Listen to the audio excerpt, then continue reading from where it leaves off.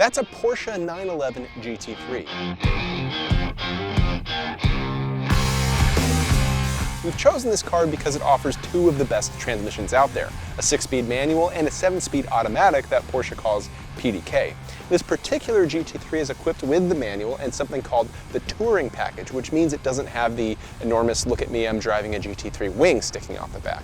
What we're going to do is we're going to compare the test results of this GT3 against the GT3 we tested a while back. That's when we put up against the Corvette ZR1. That one had the automatic and that big, enormous wing. We have to give you one caveat though. With GT3s, there's no price difference between manual and automatic. Other 911s are like traditional sports cars where you have to pay extra to get the automatic, and it's $3,200. But enough of that. Let's get testing. The easiest way to see the difference in acceleration between an automatic and a manual is straight line acceleration. With an automatic 911, doing your launch control is really easy. You turn on sport mode, you hit the loud exhaust button for fun, you mash the brake pedal, you mash the gas pedal, the engine revs are going to shoot up, you release the brake and hold on. It's that easy. And it's quick, too. Replicating that performance with a manual is much more difficult. There are more things at your control and there are more decisions you have to make. You have to manage the clutch with your left foot, you have to manage the gas pedal with your right foot, you have to decide what engine speed to launch at, what engine speed to shift at. And with your shifts, you have to be quick enough to not add unnecessary time to your acceleration, but not so quick that you might damage your transmission. It's all about juggling smoothness and quickness. And it even gets more nuanced with this particular 911 GT3 Touring. I'm going to turn off stability control. There we go. And if I clutch in, engage first gear, and roll on the gas pedal, it's going to stop revving at 4,000 RPM. If I jump on the gas pedal, like really stab it, it goes to 5,000 RPM. And that's where we're going to launch at. When I release the clutch at that point, I'm going to slowly disengage it, try to minimize axle hop, and then I have to control the gas pedal with my right foot so the tires don't spin too much and slow you down. And then everything follows after that. Sound complicated? It's not. Let's do it.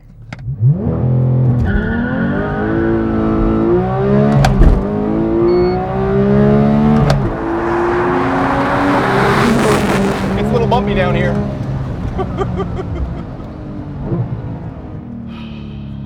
That feels good. That feels real good.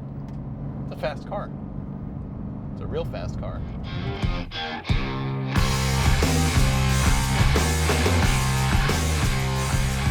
How much does a manual slow you down? In this case, it's about a half a second at both 60 miles an hour and the quarter mile. You may think that the time it takes to change gears would be the primary contributor to that difference, but you'd be wrong. The data suggests it's actually the automatic's launch control. Let's look at the acceleration curves. Time's on the x-axis and speed is on the y-axis. The more quickly the line shoots up, and the faster the car gets going. In the automatic, the launch control is simply better at managing power delivery to the tires. It's faster at reading the situation, and it can make decisions with a higher fidelity of control than you get with your feet. Each of the 3 shifts the manual GT3 makes during the acceleration run costs about 1/10 of a second, but even before it's time to shift to second gear with the manual, the automatic GT3 has already established the majority of the lead it maintains through the rest of the run. You could, in theory, launch the manual GT3 better and close that gap, but that'd be for just one run. The automatic's advantage isn't just the speed, but the consistency.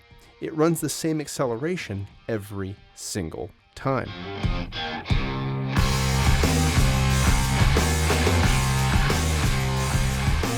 So what have we proven? Yes, manuals are slower than automatics. No duh. And now you know by how much. But that begs the question about the existence of this car. Well, what happens is when you have this car, you get the luxury of not having to care about numbers. You're gonna run into a wall with the automatic where you're gonna figure out, I wish this was a little bit more interesting. I wish I could be more of a part of the experience. And that's what this gives you, the ability to engage a bit more. This car is about that purity of driving experience that people go on and on about. And as much as I hate to admit that that saying is true, it is. If you want the fastest car out there, go get an electric Tesla. But if you actually want to care about the act of driving, get yourself a manual. If we could just talk a minute about the sound of this thing. A 9,000 RPM flat six screaming as you approach the top of the power band. And to me, one of my favorite parts about driving a car like this is the upshift. When you find a clear bit of straightaway and you can take the thing to red line or near to it, when you change gears up, when you re-engage the throttle after your shift, for some reason that sensation and that sound has always made me a very happy driver. Right there, that hiccup kind of sound, when the throttle comes back in, when you start feeling the air, hearing the air run through the engine, it's just such a satisfying and beautiful sounding thing. And this is when, you know, maybe we don't have to describe it, maybe we can just settle on it being just fun. That's okay for me. I know I could be going faster. I don't care. I just am enjoying the experience of driving.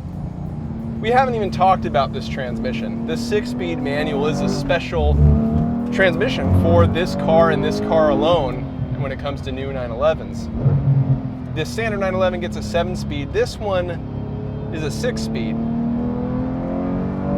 Now you might say, oh, probably the 7-speed couldn't withstand what's happening at 9,000 RPMs because normal 911s don't rev that high. This one does. But I'd like to imagine that this transmission is the result of Porsche understanding why a manual transmission is important. Because they appear to have paid very close attention to the feel of the gates, how you go from one to the next. There's a mechanical satisfaction about that movement, how it goes chink chink, like a bolt action component of the shifter itself. And you know, you've had appliances that just had buttons that felt good or doors that just felt good. It's the same response here. It's the same kind of feeling here. And I kind of just want to stop at saying it feels good. While we're on cool down, there's so much I can think of and talk about that doesn't hit my mind when we're driving fast.